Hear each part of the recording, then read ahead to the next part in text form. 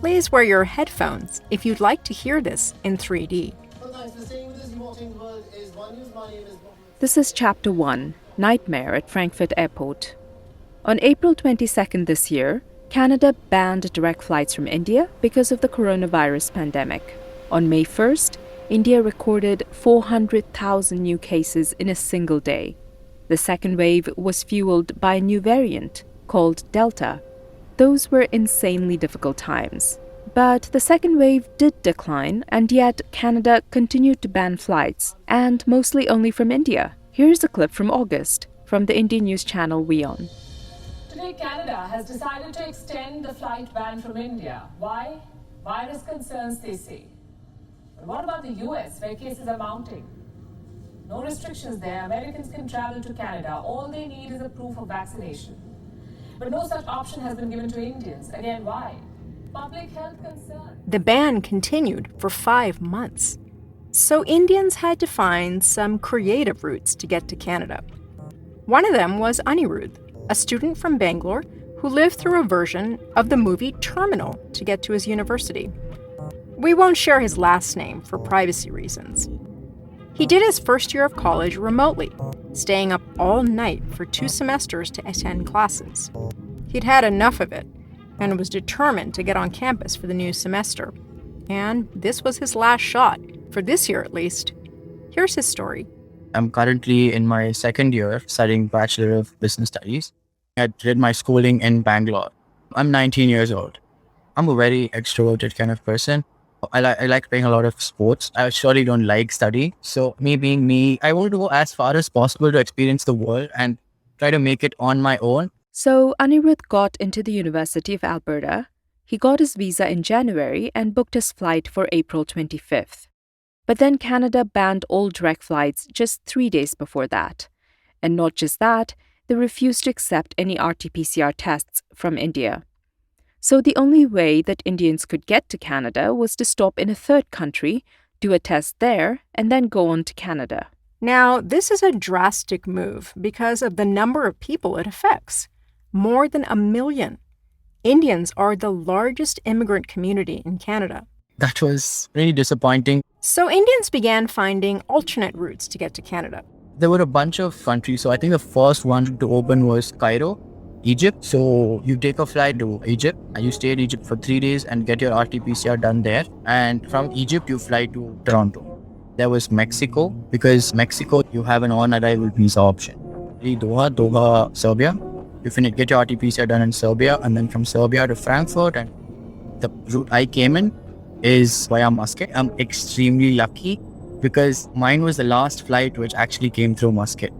And Ethiopia was having their elections or something, and there was a lot of violence.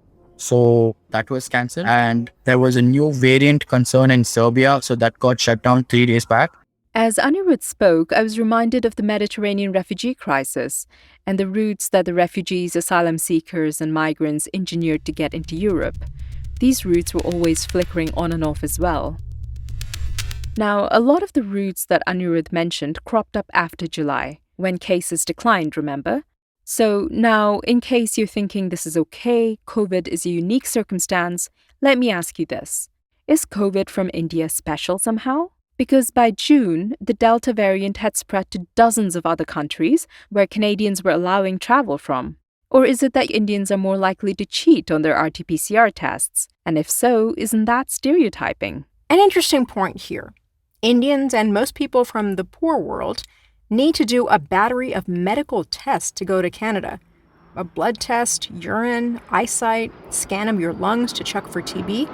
People from rich countries don't have to do this. Anirudh gets his medical tests on May 23rd, and on June 16, I flew from Bangalore to Delhi, from Delhi to Muscat. I got my COVID test done in Muscat. The layover in Muscat was 16 hours. I got a negative result and I flew from Muscat to Frankfurt. In Germany, he gets in line to board the Air Canada flight to Toronto. I still remember just standing there and everybody's passport scans, there's no sound, and my passport, it goes. I was like, oh, I think he's not scanned it properly, or the machine is not working or something like that. He scans it again and there's a beep beep again. At the bottom of the visa, there is a barcode. So when they scan that on their machine, It said invalid. No, you can't get on the flight. We're not going into Canada. As simple as that. I was I was in shock. I took a minute or two to process the entire thing. The officer, because he had a big line behind me, he was very rude to me and he said, no, you can't fly. I'm sorry, just move out of the line. Don't keep my line hold. I knew that the problem was with my medicals. They hadn't updated on their system yet. That basically means I was stranded in Frankfurt airport. Due to COVID, Canada was not on the ball in processing visa applications. While immigration at any time is a hassle, it has become a special treat during the pandemic. Anirudh and his family scramble. If he goes back to India, it's unlikely he can make it to Canada for the August semester. It's a lot of money and a logistical nightmare. So they hire a lawyer in Toronto, call the university, and finally get an email address for Canadian Immigration Services and send them a desperate message. It's been 2 days since his journey began. And Anirudh is hanging out in Frankfurt Airport. He's hungry, tired, lugging bags from one terminal to another. The night passes.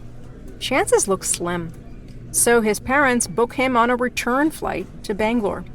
He goes to the gate. I was sitting there. I was just putting my head down and I get a call from Amma and she said, just check your email immediately. I opened it and I just saw one sentence which said, we're sorry to have overlooked your medical which was retaken on 23rd. Your visa is now updated and valid. You may enter Canada. So at that point, I was like, oh wow, okay, what is this? It was like a movie.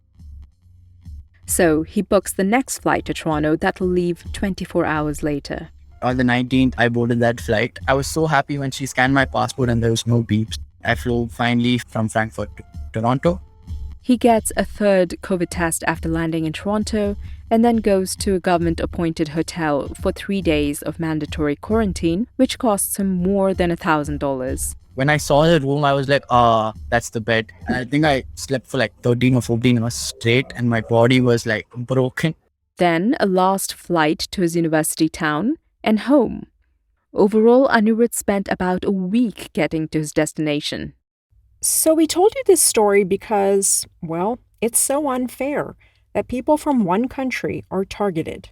Remember, India's second COVID wave rapidly declined by the end of June. As of late September, it still has about 80 cases per million people living in cities, but that is lower than the rate in the US. But Americans can travel to Canada with a vaccine certificate and a PCR test. The Canadian measures are just a harsher shade of discrimination that almost all nations have imposed during COVID. Border control is an important public health measure, for sure.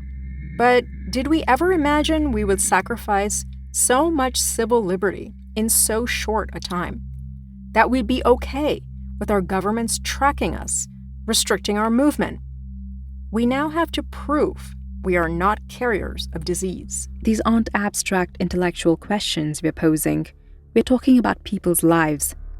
Who gets to cross a border, board a plane, go to a restaurant? And who doesn't? Who is undesired? What race are they? What class? What caste? What nationality? And how did we get here, to this moment? Why these responses to a pandemic? This is episode 4, Pandemics and Borders.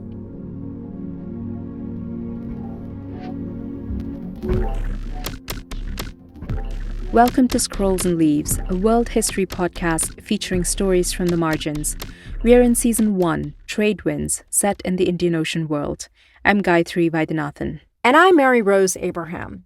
We have a small request. We're an independent podcast. There's no studio or network backing us.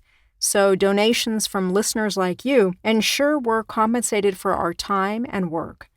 Please visit scrollsandleaves.com/support for details on donating. And thank you.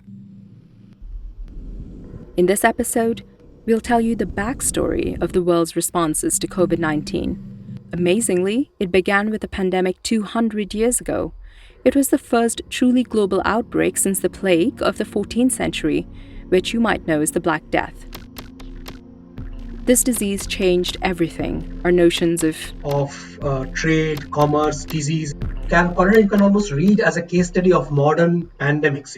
It's a useful mirror to understand all subsequent modern pandemics by. The world changed when cholera broke out in Bengal in 1817.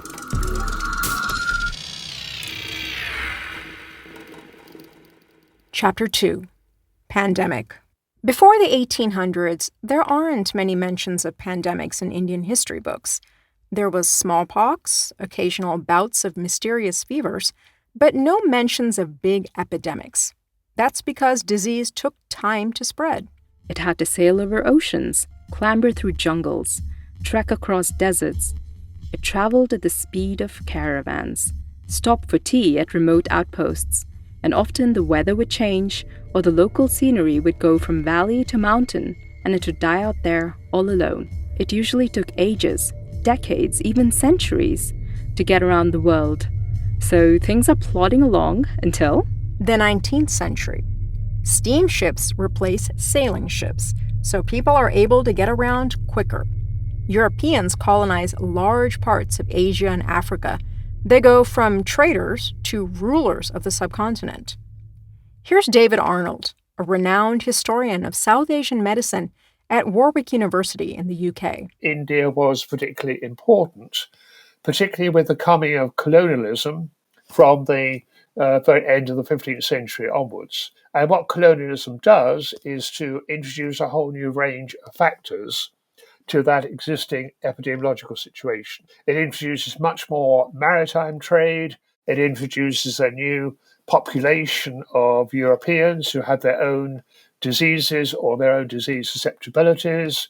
It enhances links with Eastern and Southern Africa.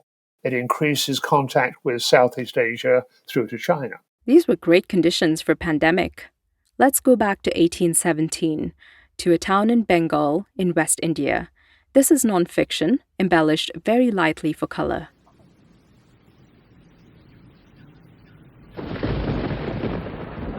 It's been raining since January. The heat has been churning up the swamps and the vapor hangs heavy. Robert Tytler, a British surgeon in Jessore, has been expecting an outbreak. Still, he is unprepared for 19th August. A native doctor or Vaidya knocks on his door. Something's wrong in the bazaar, the Vaidya says. The bazaar is the Indian part of town. It's 2 miles long, next to Bhairab River. Across the river is a swamp. It's so congested, people are selling food from their doorways and Tytler finds the smell unpleasant. The huts are narrow as can be, dark and damp inside. The Vaidya takes Tytler to a hut. A man is lying on a mat on the ground. He's middle-aged. His friends are pouring water into his mouth. Tytler gets closer and sees his face is pale, his forehead beaded with sweat. His eyelids are half closed, and Tytler pulls him up and sees lifeless eyes. His body feels frigid. His pulse is weak. He was fine yesterday, the Vaidya says. Then during the night, he collapsed in pain. He had diarrhea, vomiting, and he kept begging for water. Tytler is shaken. This seems like cholera. The next day, the man dies. And within 2 days, 17 people die in the bazaar. That year in Calcutta, funeral pyres burned continuously at the ghats leading from Chitpur Road to the Hooghly River.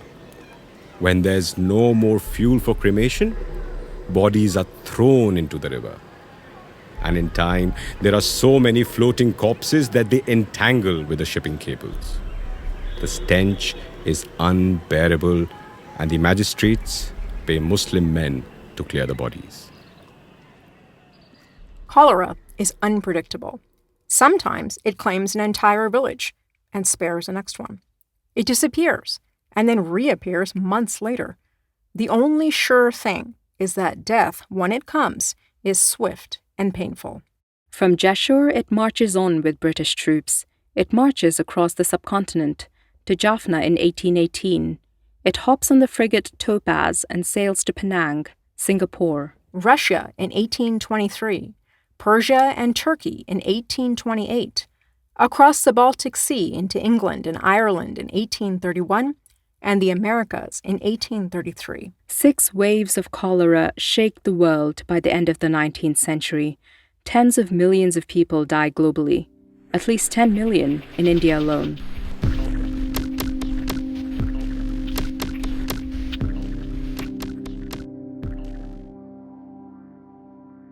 Chapter 3. Race. People don't know that cholera is transmitted by dirty water. They first think it's caused by toxic air, and the soils of India are emitting these noxious fumes of cholera. So Europeans named the disease Asiatic cholera or Indian cholera, and that is a problem. Why? I mean, we just said cholera began in Jessore. Well, for one, at the start, British troops were actually the main carriers of the disease around the world. But that was conveniently forgotten. And of course, it's racist to label a disease by its place of origin. I often joke with my students that I feel kinship with cholera because it's the most successful South Asian immigrant. That's Projit Mukherjee. He's a historian at the University of Pennsylvania in Philadelphia. He doesn't like it when people say cholera is from India. There's a lot of problem with that narrative. Some experts claim cholera is from Bengal because there is an old Hindu goddess named Ola Devi that people prayed to for protection. Or they point to early mentions in ancient Ayurvedic texts. That sounds like rather flimsy evidence. Exactly. Projit says the cholera goddess is actually a 19th century creation. And the Ayurveda texts, they only mention symptoms: diarrhea, fatigue, dehydration. But those can fit many diseases. What is more important is to think of why is there even this pressure to try and find a point zero and to call it Asiatic cholera and say it came from there. And that was very much to do with a lot of 19th century racism. And in fact, like if you look at the racism, it's not always to do with South Asia. If you look at cholera globally, and cholera in many ways is the quintessential global disease because it starts off at a period when global travel and contact is being intensified and speeded up, so it spreads very quickly, it appears global. But in every place you see it across the world, it often gets associated with other communities. We're across the ocean on the tiny island that ruled the world. In London, the poor live in slums with open sewers. People even use water from there. It's 1853, there's been a cholera outbreak, and a 40-year-old doctor named John Snow is doing some fine detective work. He looks up the addresses of cholera victims and notes that they all live near a water pump on Broad Street in Soho. And when he gets that water tested, he finds it's contaminated.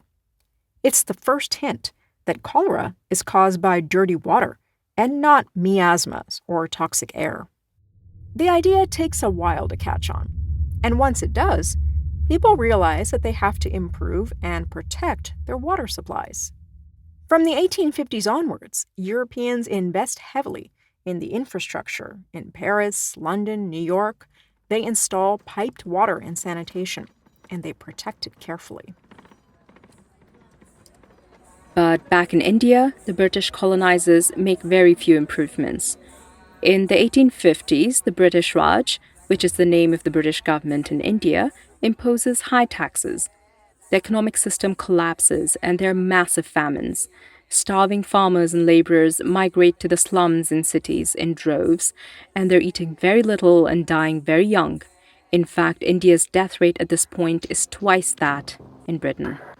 So the British officials in India fear they will catch diseases from Indians, and they draw borders around themselves. They set up white towns where, white people live. Oh geez, white towns? Seriously? Yes, and the Indian quarters were called black towns. Here's Tarangani Sriraman. She's a historian at Azim Premji University in Bangalore. It was important to ensure that there was not too much coming and going of Indians into the White Town, except, of course, to ensure that there's enough of menial services that are made available. And the next thing they did is improve the water and sanitation in the White Towns. Here's Pratik Chakrabarti. I work at the Center for History of Science, Technology and Medicine at the University of Manchester, UK. He says the British built a dual water system, one for Europeans and another one for Indians. So what we did is the river water is filtered and then passed on to certain households. There's another water supply which is unfiltered water. So that unfiltered water went to the black city. So the citizens living in the black city collected water from the local ponds. The same water that is used for multiple purposes. And I'm not going into the details of it, but you can imagine what I mean by that. That's crazy. Does it work to stop cholera? Yeah, in the White Towns, but not anywhere else. And how do the British justify their actions? Well, the British officials think that India's cholera is somehow unique. They simply say that cholera belongs to Indians. It's caused by, in air quotes, local influences. So there's no point fixing something that's broken beyond repair.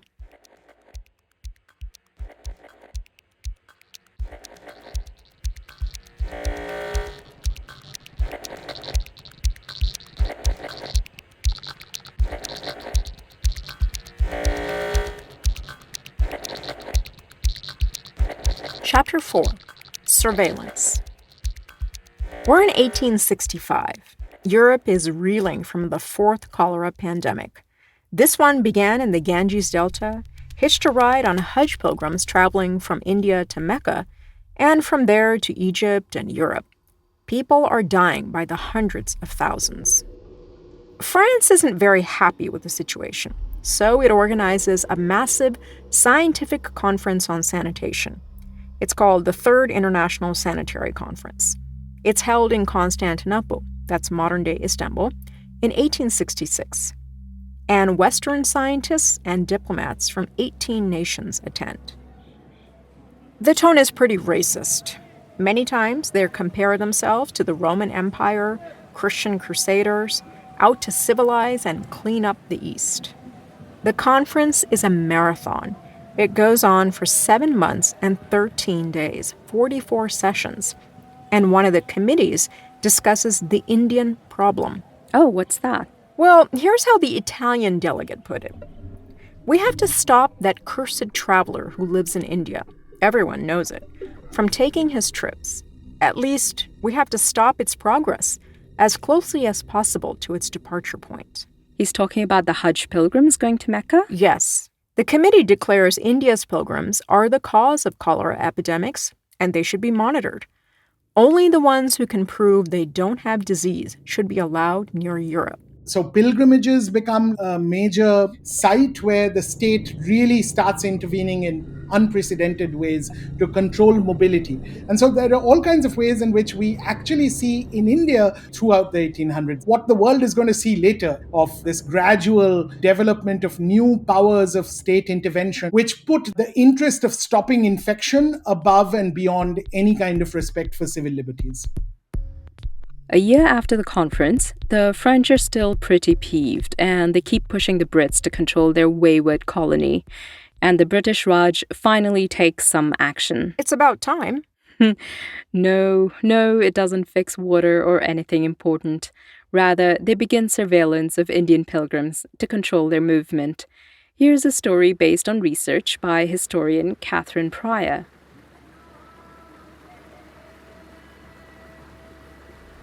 It's 1867, 1 year after the Third Sanitation Conference. H.T. Robertson, a British official, is preparing for the Kumbh Mela in Hardwar. The spot is on the Ganges, where it exits the Himalayan foothills. Hundreds of thousands of pilgrims are expected in April. They will bathe in the river to rid themselves of bad karma. Robertson meticulously plans the sanitation. He charges a tax on the pilgrims and traders to pay for upgrades. He doesn't want a cholera outbreak on his watch. His men dig trench latrines near the main camp. It stinks. There's little privacy. And his men patrol the jungles and the riverbank to drive out anyone trying to relieve themselves there. Some women do not go to toilet for 2 or 3 days. Despite the measures, 19 people die of cholera. And as the pilgrims head back home, they leave a trail of disease.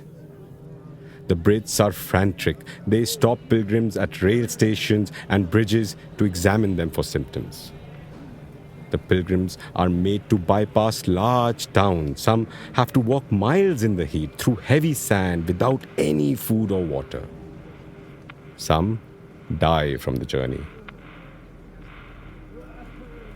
Officers also quarantine some pilgrims for 2 to 5 days before they can enter their hometown. If a person dies from cholera, they quickly burn his body and possessions. Despite all this, 250,000 Indians are infected within months. Half of them die. It's the first outbreak of this size at Haridwar. The pilgrims blame the interference of the Brits, and they are not wrong. An inquiry finds that Robertson men buried the excrement from the trenched latrines in the porous riverbank right next to the Ganges. The ground must have impregnated with sewage. It must have contaminated the Ganges where the people were bathing. That's one account of the use of policing for public health reasons. The British Raj defines borders and enforces them. Borders between pilgrims and others, towns and outside towns, between the clean and unclean. Pilgrims become objects of surveillance. All this stuff that we think are what modern states do is actually developed in places like India. These are laboratories of modernity. Because in Europe, there are concerns about things like civil liberties, which they don't care about in the colonies. They can push people around no end. Here's another account of surveillance, this time of Muslim pilgrims going to Mecca. It's based on work by historian Saurabh Mishra. It's a story of what a Muslim pilgrim setting off for the Hajj in 1885 can expect to go through. I've been saving for Mecca for years. My journey began near Hyderabad and I travelled by rail and bullock carts to the big city, Bombay. I went straight to a Hajj broker. These men are swindlers, but I was careful. I bought a ticket. There was a departure date, but these ships don't leave until they are full. I stayed at a friend's chawl near Thakurdwar, and every day I went to the port to check on the ship. Before departure, I went to the medical camp, where some men inspected me for disease. They doused my bag in steam and gave me papers. I also got a pilgrim passport.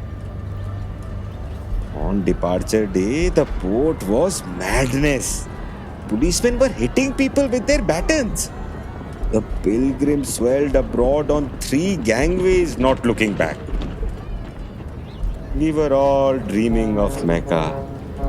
The crowd carried me up to the ship, down a hatchway. I found a small space inside the ship. The steamship set off for Kamara'an Island, a barren land in the Red Sea, hell on earth. A quarantine station. I heard the Ottomans run it.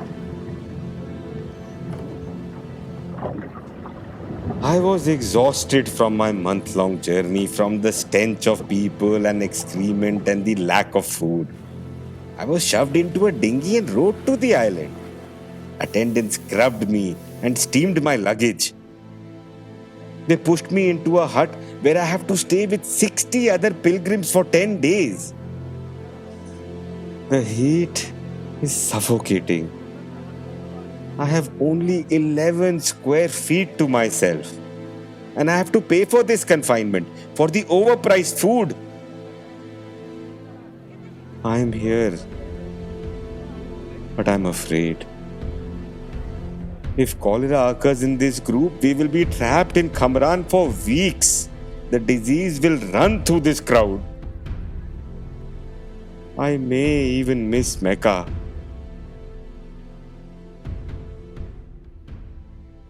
Kamara'an has a terrible reputation. One Indian who does the pilgrimage wrote this poem. Mid Jeddah and Aden way, the quarantine at Kamara'an lay. The Hajis of the Indian land are first tried on this sand. If one can save his life here, in going to Hajj, he has no fear. What does not die in 10 days, good luck he has in all his ways. Oh, for the sake of quarantine, thy God's prisoners all of us have been.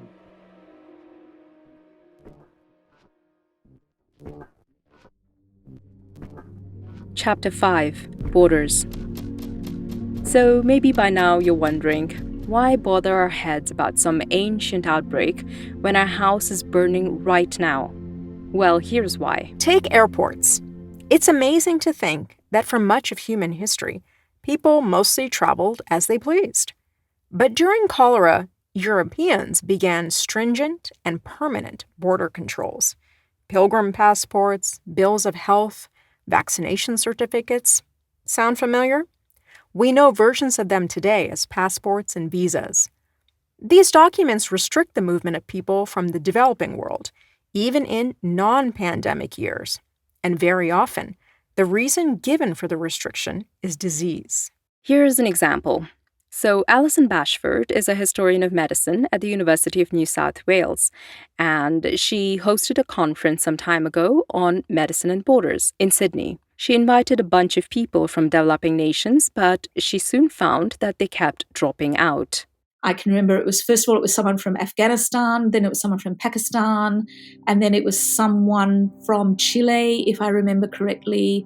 And then there started to be a global south pattern of people who were pulling out of my global conference called Medicine at the Border.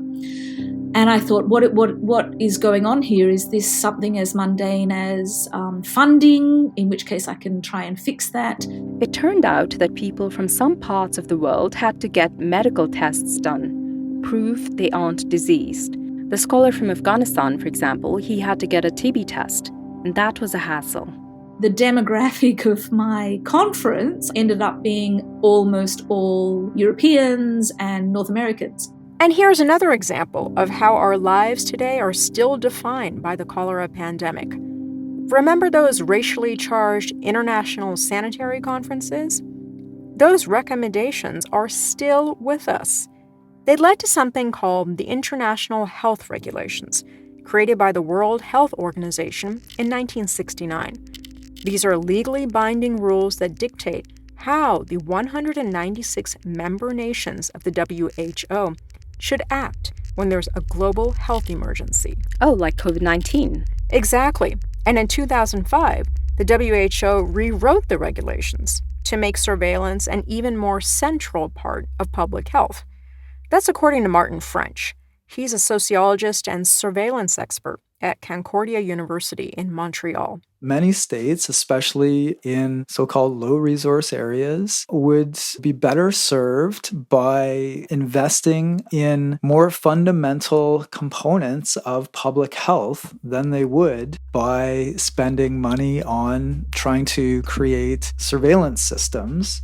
He says his focus on surveillance can be seen as a way to contain infectious disease in poor areas, giving wealthy states the capacity to quickly act to protect themselves by closing borders and so on. We could trace this critique, and we could trace, in some senses, the containment logics of the international health regulations and global public health system to multiple origin points, but one of these origin points would certainly be European colonialism. So the events of the 19th century are the building blocks of our response to COVID-19, to Ebola before this, to Zika, SARS. And we've largely forgotten that our current international legal response to pandemics is built on problematic colonial assumptions about race that discriminates against the poor and the disenfranchised. And while we can't tell you whether there's a better system to be devised, that's above our pay grade, as they say, we've seen some troubling origins of our response. We are well into a world of COVID-19 vaccine certificates and negative COVID tests to get on planes, to attend music concerts. But what will happen now that the world is segregating along the lines of the vaccinated and the unvaccinated? the rich and the poor, and mostly white and mostly people of color. As for cholera, the main character of this story, it's still around. It cropped up in Yemen, Mozambique, Zimbabwe in 2018, Niger, Iraq, Pakistan, in Haiti, in pockets with unclean water, weak infrastructure, and poor governance. Thanks for listening. This was episode 4, Pandemics and Borders. I'm Gayatri Vaidyanathan. And I'm Mary Rose Abraham. There's another part to this story. In 1896, 2 Indian freedom fighters embark on a plot to retaliate against border control measures. Listen to this bonus episode called Assassination on our Patreon. That's patreon.com/scrollsandleaves. Next time on Scrolls and Leaves, you'll hear about an indentured laborer from India who leaves to a British colony in search of a new life.